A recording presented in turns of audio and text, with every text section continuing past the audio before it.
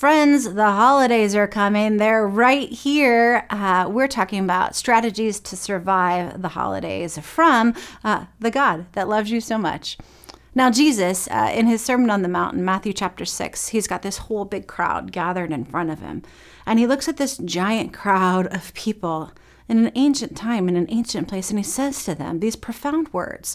He says, "Do not worry about your life, what you will eat, what you will wear, what you will drink, or about your body.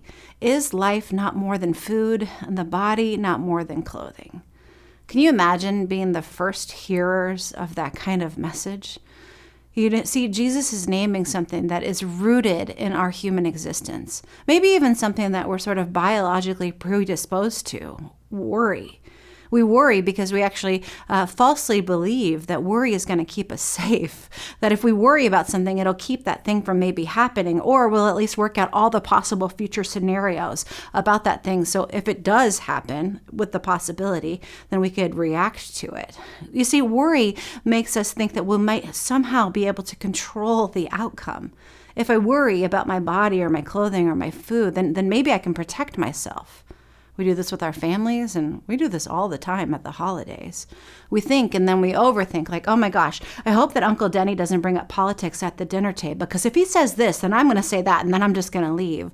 Or we thought all day, like, oh my gosh, I've put so much energy and effort into this meal. I hope that they are grateful. They better be grateful. Or we worry things like, what if they don't like their present? What if they judge me for whatever I gave them? Or what if it's not perfect? Or we worry and we start thinking, and that worry, what it ends up doing is it creates us to want to pour that third glass of Chardonnay or that fourth Busch Light just to slow our anxious, worried brains down. You see, we, just like the crowd in Jesus' Sermon on the Mount, we, just like Matthew chapter 6, we think that we have to take care of all these things by ourselves. And we live into this fear, with this fear of scarcity, this fear that we're not going to sort of measure up, this fear of imperfection, or this fear of being exposed. You see, when we live into this worry, we start to try to attempt to control the uncontrollable. And instead what Jesus says to us is like, give me that thing. Give me that thing that you can't actually control anywhere. Give me that worry. Trust me to satisfy all your desires and needs.